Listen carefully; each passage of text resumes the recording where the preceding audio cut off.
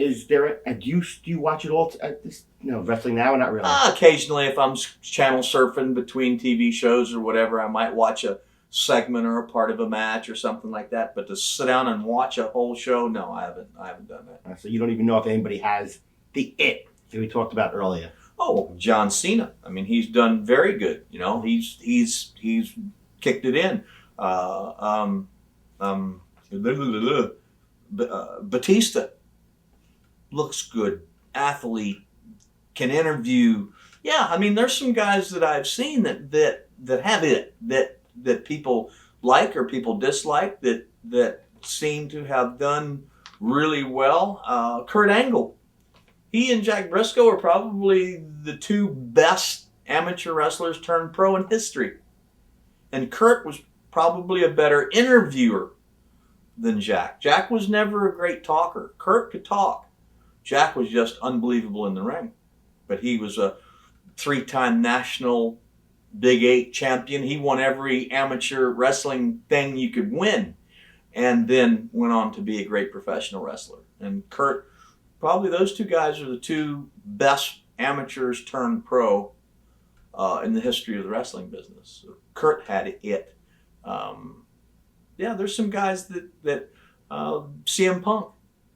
He's got a good presence. He looks good. He's put weight on. He's put on probably 40 pounds since I wrestled him a few years ago. I saw him on TV the other night and I went, holy smokes, has he got it? He's starting to fill out, But there's a lot of guys. There's a lot of guys that have been given an opportunity that they wouldn't be making money. They wouldn't be drawn. They wouldn't be selling out big buildings the way they do if they didn't have guys that could draw money. They could do interviews. They could wrestle. They could do stuff. It's just today, when my dad was doing it, it was, like I say, it was good versus bad. It was big versus small. It was rich versus poor. There were two ends of the yardstick. Today, sometimes it's like they're just two guys in the ring wrestling. And I guess if I watched it, I would better know some of the personalities. But watching the match, you can't tell if it's good versus bad. You can't tell because everybody's punching, everybody's kicking, everybody's throwing each other over the top rope. Both guys are doing the same thing. So no one is set out as they're just, I don't know. It's just difficult now to know if you're going to root for the good guy or the bad guy. You don't know who anybody is because they're both doing the same things. Both people are pulling everybody's hair. Both people are blinding each other. Both people are doing all the things that everybody does. So kind of like just watching two guys in the ring doing stuff. You got nobody to feel sorry for, or nobody you want to cheer for because, they're both. He stuck his finger in his eye. He pulled his hair. Okay, they're even. He did that. They did that. Okay, they're even. God dang it, man. He could get out if that guy quit pulling his hair.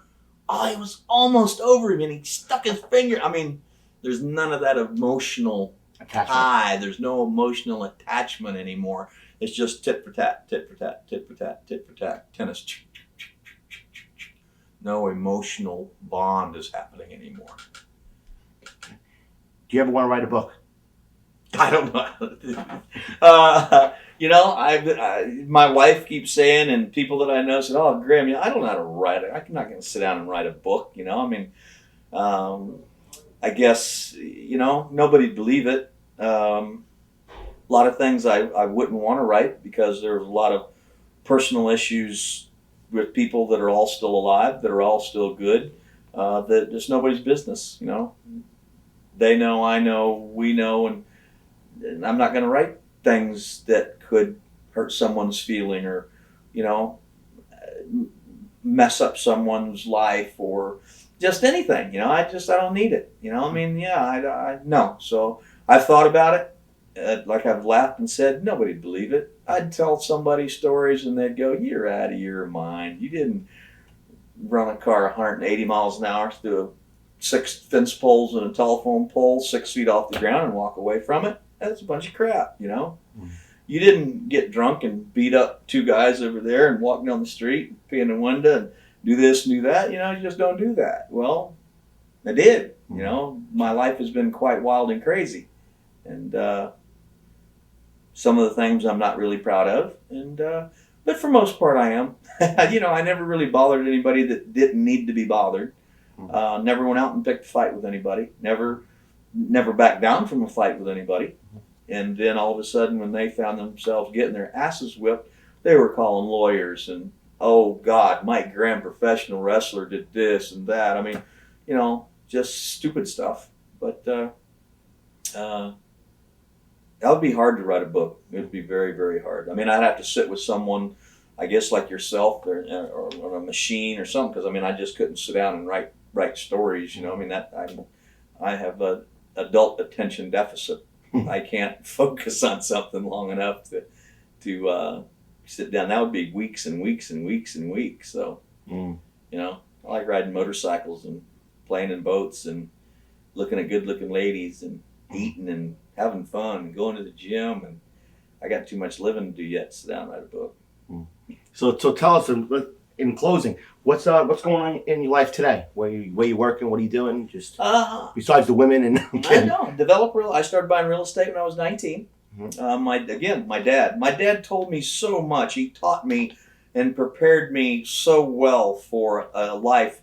And when he was telling me, I had no idea what he was talking about. I was 16, 17, 18 years old. And I still remember simple things that he would say. And you go, wow, how did he know that? And all of us kids always think our parents are dumbasses anyway. We think we know more than them. But he said, time's on your side. He said, you're young. Start buying real estate now. It's never going to get any cheaper. Then he called every house or every individual real estate deal was a forced savings account. Said you got money in the bank and you get a wild hair in your house, you can just go get the money and spend it. If you got a building sitting there, you got to advertise it. You got to think about what you're going to do. You got to find somebody to buy it. So they're forced savings accounts. And so I started buying real estate when I was 19. Kevin Sullivan and I, as a matter of fact, bought our first properties together over in Daytona Beach in 1972.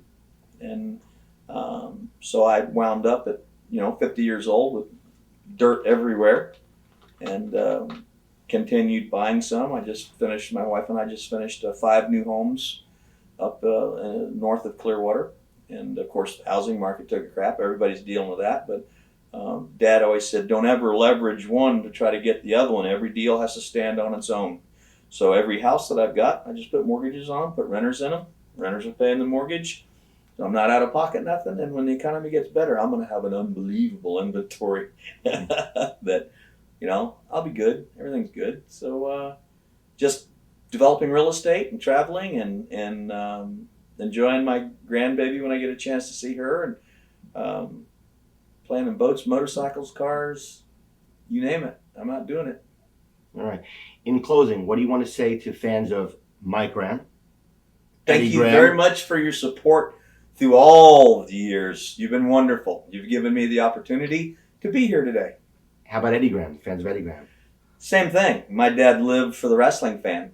He wanted nothing more than every person that was in every building or watched any TV show, if they thought it was real or not real, he wanted them to know he was real.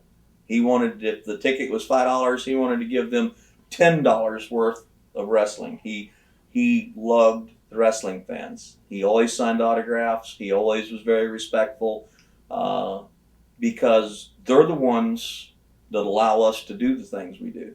They're the ones that pay our bills. Without wrestling fans, we'd all be broke. We'd all be doing something else. I don't know what I'd be doing, but without the fan, we're out of luck. And he realized that at a very young age, and he always had time, signed autographs, did everything. Was always very respectful and very nice and very good to his fans. And if you're a fan of Eddie Graham,